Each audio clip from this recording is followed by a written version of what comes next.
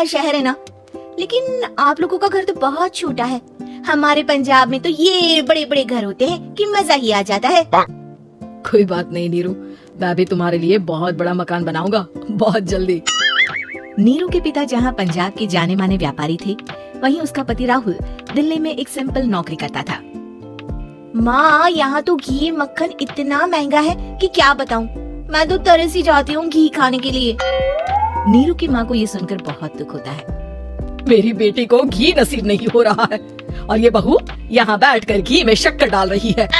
देख वनिता, मैं साफ कह रही हूँ, इस घर में जितना घी आएगा उतना ही मेरी बेटी के घर दिल्ली भी जाएगा। अरे ये क्या बात होती है माँ जी? बेटी का उतना ही करो जो अच्छा लगे। अब क्या मायके से घी और मक्खन तक की सप्लाई करोगी आप? हाँ, मेरी बेटी किसी चीज को तरसे मुझसे बर्दाश्त नहीं होता। अब क्या था, नीरू के मायके में 2 किलो घी आता तो 2 किलो दिल्ली जाता नीरू के पास। एक दिन, माँ बड़ी गर्मी पड़ती है दिल्ली में। इस घर में तो एक ही एसी है और वो भी ड्राइंग रूम में। सारा परिवार एक ही कमरे में सोता है। हाँ बेटा, वो तो हर घर की कहानी है। यहाँ भी एक ही एसी है। अरे बिल इतना आता है कि क्या बोलूं। तभी वहाँ राकेश आ जाता है। माँ, थोड़ी देर में यहाँ कुछ प्लम्बर आएंगे मेरे कमरे में एसी लगाने। जरा ध्यान से लगवा देना ना माँ। ओए, ऐसे कैसे तेरे कमरे में एसी लगेगा? हाँ राकेश, एक बार बात तो कर लेता। अरे पापा, वो वनिता को गर्मी में नींद नहीं आती। ड्राइंग रूम में सबके साथ सोने में वो अनकंफर्टेबल है, इसलिए। अरे पूरे परिवार के साथ वहाँ तेरी बहन नीरू भी तो सोती है। वो नहीं हो रही क्या अनकंफर्टेबल? समझ रहा है ना? अगर एसी लगेगा तो एक दिल्ली में तेरी बहन के कमरे में भी लगेगा, तभी तू लगा सकेगा। राकेश वनिता को सारी बात बताता है। वनिता करती भी क्या, मन मार कर बैठ जाती है। माँ, ये लोग ठीक नहीं है, क्या करूँ मैं? अरे बेटी, यहाँ आ जा, तू यहाँ आकर रह ले।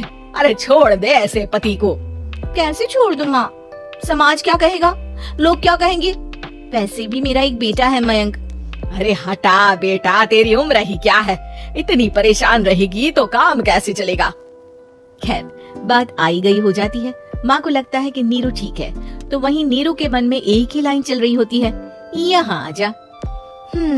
माँ ने तो बोल ही दिया है कि यहाँ आजा। बस मयंक थोड़ा सा बड़ा हो जाए, इन गरीबों को छोड़कर मैं वापस माँ के पास ही चली जाऊंगी। वो इसी सोच में बाजार में चल रही थी कि मैम, आपका दुपट्टा जमीन को छू रहा है। नीरू जैसे ही उस लड़के की तरफ देखती है, देखती ही रह जाती है। हाय रे, कितना सुंदर लड़का है ये। क्या हुआ? मैंने कहा आपका दुपट्टा। तो खुद ही उठा कर दे दो ना। लड़का समझ जाता है कि नीरू उस पर फिदा हो चुकी है। वो उससे उसका नंबर लेकर चला जाता है। अब क्या था, नीरू और रोहित में लगातार बातें होने लगती है। मैं हरियाणा का रहने वाला हूँ, यहाँ एक बड़ी कंपनी का मैनेजर हूँ। अच्छा, और कितने बच्चे हैं तुम्हारे? बच्चे? अरे मेरी तो शादी भी नहीं हुई है। तुम बताओ, शादी करोगी? नीरू शर्मा जाती है। अब लेकिन मैं तो पहले से ही शादीशुदा हूँ। मुझे फर्क नहीं पड़ता, बस तुम शादी कर लो, भाग चलते हैं। बहुत पैसे वाला हूँ मैं, हमेशा खुश रखूंगा तुम्हें। नीरू रोहित से मिलकर सारा प्लान बना लेती है और फिर एक दिन घर से भाग जाती है। दोनों शादी कर लेते हैं। शादी के बाद, क्या बात है नीरू, तुम्हें परेशान सा देखता हूँ, सब ठीक तो है ना? हाँ, सब ठीक है।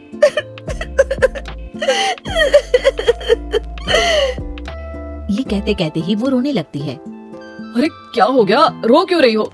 मैंने तुमसे एक बात छुपाई है और वही बात अब मुझे परेशान कर रही है।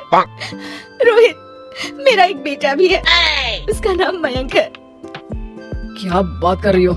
ये तुमने मुझे पहले क्यों नहीं बताया? देखो नीरू, मेरी माँ को मैंने ये नहीं बताया है कि तुम शादीशुदा हो। बच्चा मैं मैनेज नहीं कर पाऊंगा। नीरू को समझ में नहीं आता कि वो क्या करे। तुम उस बच्चे को अपनी माँ को क्यों नहीं दे देती? नीरू चुपके से माँ को फोन करती है। माँ, क्या मयंक को तुम रख सकती हो? बेटा, मैं राकेश के साथ बात करती हूँ, आखिर घर का बेटा वही है, जो वो बोलेगा। वैसे भी बेटा, तूने जो किया है ना, उसके बाद से पूरा घर तेरी बुराई कर रहा है। मैं भी अब किसी से तेरे लिए लड़ नहीं सकती।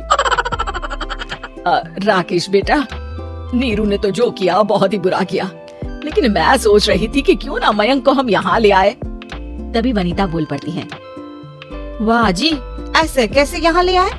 यहाँ क्या भंडारा भरा है? और जिस बच्चे की माँ ने नहीं सोचा उसके लिए हम क्यों सोचे? नीरू को एक बार तो अपने बच्चे के बारे में सोचना चाहिए था ना। अरे लेकिन तेरे पास भी तो लड़का नहीं है ना वनिता। माँ, वनिता ठीक बोल रही है। कल को वो बड़ा होकर इसी घर का हिस्सा मांगेगा तो हम क्या करेंगे? माँ कहती भी तो क्या, वो चुप रह जाती है।